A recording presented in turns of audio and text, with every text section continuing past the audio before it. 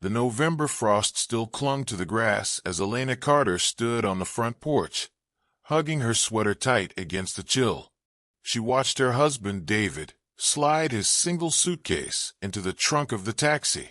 He gave her a small, familiar wave before turning back to close the trunk lid. It was a Tuesday, ordinary in every way. David was a financial auditor for a mid-sized firm, a man who found comfort in spreadsheets and predictable routines. This trip to Chicago was for a 3-day industry conference, something he did once or twice a year. He walked back up the path, his breath visible in the cold air, and gave Elena a quick kiss on the cheek. "I'll call tonight when I get to the hotel," he promised. His tone was the same as always, pleasant, but distracted, already mentally cataloging the presentations he would attend. She nodded, offering a smile she didn't entirely feel. There was no dramatic goodbye, no sense of foreboding, just the quiet rhythm of a marriage entering its 12th year, comfortable and, if she was honest with herself, a little quiet. They had been talking about trying for a child soon, a subject that hovered between them with a mixture of hope and unspoken anxiety. The first 2 days of the trip passed without incident. David's nightly calls were brief. He mentioned a lukewarm hotel coffee, a surprisingly engaging speaker, and the poor quality of the conference sandwiches. His voice held its usual mild boredom. On the third day, the day he was scheduled to fly home, Elena's phone buzzed with a text in the early afternoon. It read, "Detained. We'll explain. Don't worry." She stared at the message, a knot forming in her stomach. Detained? By whom? The police? Airport security? She tried calling immediately, but the call went straight to voicemail. For the next 3 hours, she paced their living room, alternating between calling his phone and staring out the window. As the time for his scheduled landing approached, she drove to Denver International, her hands tight on the steering wheel. She waited at the baggage claim as the crowd from his flight thinned and disappeared. David was not among them. A cold, procedural dread set in. She called the Chicago hotel. The front desk confirmed David Carter had not checked out, but his key card had not been used since the previous night. A manager went to the room. They found his suitcase, neatly packed. His laptop was on the desk, his conference lanyard and badge beside it. His suit for the final day's presentations was still hanging in the closet, but his wallet, his phone, and the jacket he'd been wearing were gone. The Chicago police were courteous, but dismissive initially. Adults, especially stressed businessmen, sometimes walked away. Security footage from the hotel showed David leaving through the main lobby at 9:07 a.m. alone. He turned right on the sidewalk, merging with the morning foot traffic, and was never seen on camera again. He didn't hail a cab. He didn't enter the nearby subway station captured by other cameras. It was as if the bustling city street had simply swallowed him whole. Back in Denver, the police found no clues in his personal life. No hidden debts, no secret emails suggesting an affair, no anguished diary entries. David Carter was, by all accounts, a profoundly ordinary man who had stepped out for a moment and ceased to exist. For Elena, the world fractured into a before and an after. The before was a life of quiet certainty. The after was a silent house, a ringing phone that never brought his voice, and a growing wall of pitying looks from friends and detectives alike, looks that slowly hardened into unspoken suspicion. The official search for David Carter felt like a storm that passed too quickly. For the first few weeks, there was a flurry of activity. Detectives from Chicago and Denver compared notes. David's photograph was circulated.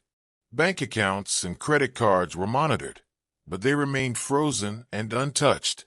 The story made local news. Denver accountant vanishes in Chicago, but without a body, a crime scene, or a clear motive. It lacked the hook for national attention. The police expanded their investigation, digging deeper into David's life, And this was when the subtle shift began. The kind questions about David's state of mind turned into sharper questions about their marriage. Was he unhappy? Had they argued? Were there financial pressures she wasn't disclosing? Elena felt the focus pivot slowly, inexorably, from her missing husband to her. She became a student of her own life, dissecting every memory for clues she might have missed. She spent hours in David's home office, staring at his neatly filed tax returns and meticulous calendars, finding nothing but proof of the bland man she knew. The silence in their house became a physical presence. She stopped turning on the television because the noise made the quiet that followed even heavier. Friends and neighbors initially brought casseroles and offered support, but as the months dragged on, their visits dwindled. Their conversations became awkward, filled with platitudes about closure and moving on, their eyes unable to hide the lingering doubt. The unspoken question hung in the air. What does the wife know that she isn't saying? Elena used the remainder of their savings to hire a private investigator. The first was a former cop who spent 2 months retracing the Chicago steps before admitting defeat. The second was more dramatic, suggesting dark web connections and the possibility of amnesia, but his leads evaporated into expensive dead ends. The financial strain added a layer of concrete despair to the emotional void. She had to return to work, forcing a semblance of normalcy while fielding whispers from coworkers. The case file grew cold. The lead detective would call her every 6 months, a perfunctory check-in that felt more like a burden to him than a lifeline to her. Each year on the anniversary of his disappearance, she would request the case file be reopened, and each year she received a polite letter citing a lack of new evidence. Her existence narrowed to a painful routine. She avoided the grocery store on weekends, dreading the chance of running into someone who would offer a pitying smile.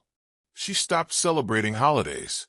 The bedroom became a museum she couldn't bear to enter, so she slept on the couch. The world moved on, but Elena remained trapped in the amber of that November day, perpetually waiting for an explanation that never came. The mystery was a prison. The love she had felt for David curdled slowly into a confusing mixture of grief, anger, and a relentless, gnawing need to know. Had he been hurt? Had he chosen to leave? The not knowing was a torture more precise than any definitive bad news. She was a ghost in her own life, haunted by a man who had vanished without a sound, leaving her to shoulder the weight of his absence and the suspicion of a crime she could not have imagined. 8 years of living in a state of suspended animation had carved new lines on Elena's face and a permanent caution in her eyes. She worked a quiet office job, one that required little social interaction. Her world was small, contained within the walls of her home and the narrow path between there and work. She had, against her own will, learned to wear the title widow of a missing man, like a heavy coat she could never remove. The annual call from the detective had stopped 3 years prior. David's case was a fossil, buried under layers of newer, more urgent tragedies. The thought of him was now a dull ache, a familiar part of her internal landscape, like a tree stripped bare by a permanent winter. The business trip to Dallas was an unwelcome disruption, mandated by a new manager who didn't know her history. The very idea of flying filled her with a deep, visceral dread, stirring memories of countless hours spent at airports showing David's photograph to indifferent strangers. Denver International Airport, with its sprawling, chaotic halls, felt like the heart of her old nightmare. She moved through security with her head down, her shoulders tense, wanting only to get to her gate, bored, and shut her eyes. It was the laugh that did it, a warm, uninhibited chuckle that sliced through the muffled airport sounds of rolling suitcases and boarding announcements. The sound traveled down her spine like an electric current, unlocking a vault of memory she had tried to seal shut. Her head snapped up. There, at gate B7, not 30 feet away, was a man helping a little boy zip up a small backpack. The man's hair was shorter and steel gray at the temples, and he had the slightly softer build of middle age. But the profile was unmistakable. The way he stood with his weight on one hip, the shape of his hand as he smoothed the boy's hair, it was David. Not a ghost, not a memory, but living, breathing flesh and blood. He wore a casual navy jacket he'd never owned before, but it was him. Time seemed to warp and slow. Elena stood frozen, a statue amidst the river of travelers. He turned slightly, smiling at the woman beside him. She was younger, bright-eyed, and she held a vibrant red suitcase. She said something, and David, know this man, laughed again, the same familiar sound that had once filled their kitchen. The boy, about 6, tugged at his sleeve, and the man bent down, his face full of an easy affection that Elena had never seen in all their years together. The woman leaned in, brushing a piece of lint from his shoulder, a gesture of casual intimacy that felt like a physical blow. A boarding announcement for a flight to Seattle crackled over the speakers. The woman gathered their carry-ons, and the man, Daniel, whoever he was now, took the boy's hand. They joined the line at the jet bridge. Elena's muscles screamed at her to move, to run, to scream his name, to shatter this impossible scene. But a deeper, more paralyzing instinct took hold. After 8 years of questions, the shock of an answer was too immense. She could only watch, her heart hammering against her ribs, as the family handed their tickets to the agent, walked down the bridge, and disappeared. The vision lasted less than 90 seconds. When they were gone, the world rushed back in with a deafening roar. She stumbled to a row of seats, her legs unable to support her, the printed destination Seattle burning itself into her mind. The agony of not knowing had just been violently replaced by a terrifying, universe-altering truth. He was alive, and he had chosen a different life. The shock was a solid, cold block of ice in Elena's chest. She missed her own flight to Dallas. Instead, she found herself sitting in a hard plastic chair at a distant gate, staring at nothing, the chaotic sounds of the terminal reduced to a dull hum. For 8 years, her reality had been defined by a single, unanswered question. Now, she had an answer, and it was more shattering than any nightmare she'd conjured. He was alive. He was healthy. He had a family. The sheer, calculated betrayal of it stripped the air from her lungs. This wasn't an abduction or amnesia. This was a choice. A brutal, deliberate erasure of her and the life they'd built. A raw, primal anger began to melt the icy shock. She would not be a ghost in his story. She walked with stiff, determined steps to the airport police office. Her report was fragmented, her voice trembling with a volatile mix of fury and vindication. The officers were skeptical, treating her with the gentle caution reserved for the unhinged. A missing persons case from 8 years ago. A sighting in a crowded airport? It sounded like the desperate fantasy of a grieving woman. But Elena was insistent, her eyes burning with a clarity that hadn't been there in years. She remembered the flight destination, Seattle. She remembered the woman's red suitcase. She remembered the boy's blue backpack. Her persistence led her case to be forwarded to Detective Ramos, the one who had inherited her cold case file years ago. He remembered her. He also remembered the dead ends. When she sat across from him, her story spilling out, he listened with a tired patience. But something in her certainty, the specific, mundane details she provided, made him pause. As a courtesy, he ran a check on the Seattle-bound flight manifest. There was no David Carter listed, but there was a Daniel West in C-12B. A quick, preliminary search on Daniel West showed a driver's license issued in Oregon, a clean record, a credit file that was solid but curiously young. It only extended back about 9 years. Before that, Daniel West did not exist. This digital ghost sparked Ramos's professional interest. This was no longer a missing persons case. It smelled like identity fraud. He delved deeper, using resources Elena never had access to. The Social Security number for Daniel West was valid, but its issuance date was recent, and it showed a pattern of synthetic identity construction, a real number grafted onto a fabricated history. The trail led to shadowy online forums, where such identities were bought and sold. David hadn't just run away. He had planned this.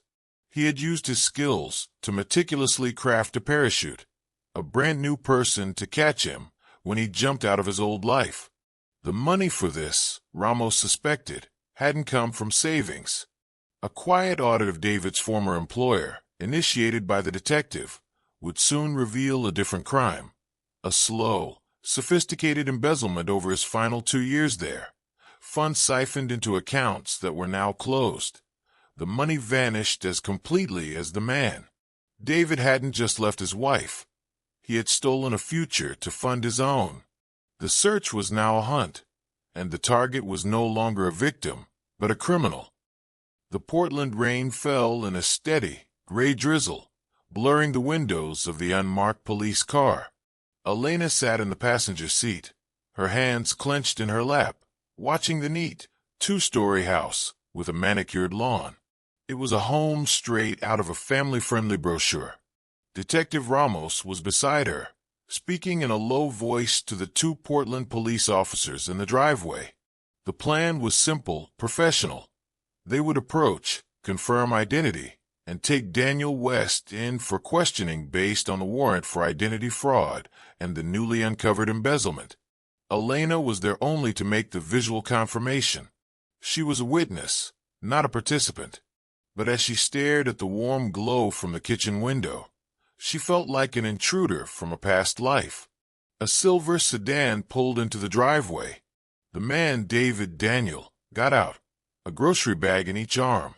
He moved with an ease she didn't remember, a lightness to his step as he headed for the front door, oblivious to the figures waiting in the shadows. The sight of him in this context, living a mundane domestic moment, was more surreal than the airport glimpse. The Portland officers stepped forward, their flashlights cutting through the twilight. Elena saw his body language shift from relaxed to alert, then to defensive confusion as the officers identified themselves. Then his gaze swept past them and landed on her face, visible in the glow of the dash light. The transformation was instantaneous and total. All the color drained from his face. The grocery bags dropped to the wet pavement with a dull thud, a gallon of milk bursting open and spilling a white river across the concrete. His shoulders slumped, not in surrender, but a profound, bone-deep collapse. It was the look of a man who had been running for 8 years and had finally, catastrophically, hit a wall. There was no attempt to lie or bluff. The truth was laid bare in that single, silent stare. He was caught. Inside, the scene was one of shattered tranquility. The woman, Lena West, stood in the living room, her face a mask of protective fear, pulling her young son close. She looked from the police to her husband's ashen face, to the strange woman trembling in her doorway. The officers separated them. In a calm, quiet room down the hall, Lena told her story to a female officer. She had met Daniel 8 years ago at a community center support group. He was gentle, kind, and carried a story of past horror. He told her he was a victim, that he had escaped a violently abusive marriage. He claimed his ex-wife was unstable, had made false allegations, and that he had been forced to assume a new identity to stay safe and start over. He showed her forged documents to back his claims. His entire courtship, their marriage, the birth of their son, all of it was built on the foundation of Elena's fabricated villainy. Lena's confusion twisted into a dawning, horrified understanding. She was not just his wife. She was his greatest alibi, living proof of his victimhood. The man she loved was a stranger, and the real victim was the woman he had so meticulously painted as a monster. The interrogation room in Portland was cold and brightly lit, a stark contrast to the warm lie of a home David had built. Detective Ramos led the questioning, his tone flat and procedural. Elena watched from behind the one-way mirror, her body numb. She had demanded this, to see the man who had been a ghost for so long finally give up his secrets. David, now legally Daniel West again for the purpose of the recording, spoke not with emotion, but with a chilling, analytical detachment. He confessed to everything. The embezzlement from his old firm was a calculated, 2-year project. He described it as relocating funds, a necessary step to finance his exit. The pressure of his job, the quiet disappointment of his marriage, the looming expectation of fatherhood with Elena. He framed it all as an unbearable weight, a life sentence he hadn't chosen. The Chicago trip was simply the exit point. He walked away, used a prearranged contact to acquire the Daniel West identity, and vanished. He expressed no remorse for the financial crime, seeing it as a deserved severance. He showed no pity for Elena's 8 years of torment. His only regret, repeated like a mantra, was getting caught. He had liked his new life. It was simpler. The truth was banal, and in its banality, it was monstrous.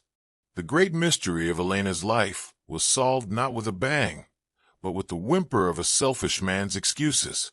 The legal proceedings that followed were a different kind of purgatory. David was extradited to Colorado to face charges of grand larceny and identity fraud. The missing persons case was closed. Elena was legally free, her name cleared of all suspicion. But there was no victory in the courtroom. Watching him be led away in handcuffs provided no catharsis. The man she grieved was gone, replaced by this cold strategist she never knew. The love she had clung to for 8 years curdled into a toxic residue of pity and disgust. The final twist was not in his actions, but in the aftermath. Lena West, the other wife, reached out to Elena through a lawyer. She was devastated, her world obliterated. She apologized for the unforgivable things she had believed about Elena. In a strange, painful twist of fate, the two women, bound by the same lie, found a sliver of understanding in each other. They shared fragments of information, piecing together the full, horrifying portrait of the man who had manipulated them both. They became reluctant allies, ensuring David would have no one to return to, no sanctuary in either of the lives he had polluted. Elena sold the Denver house. The money from the sale, combined with a small restitution from the recovered embezzled funds, allowed her to move to a new city, a place with no memories. The mystery was solved, but it left a deeper, more permanent scar than the uncertainty ever had. Closure was a myth. Some questions, once answered, simply leave a darker hole. She had her truth, but it was a truth that stole the past as effectively as David's disappearance had stolen her future. She walks now in a world where trust is a foreign language, her freedom a solitary state, the echo of a laugh in an airport the ghost that will haunt her forever. The story ended not with justice, but with the quiet, enduring cost of a single, selfish choice.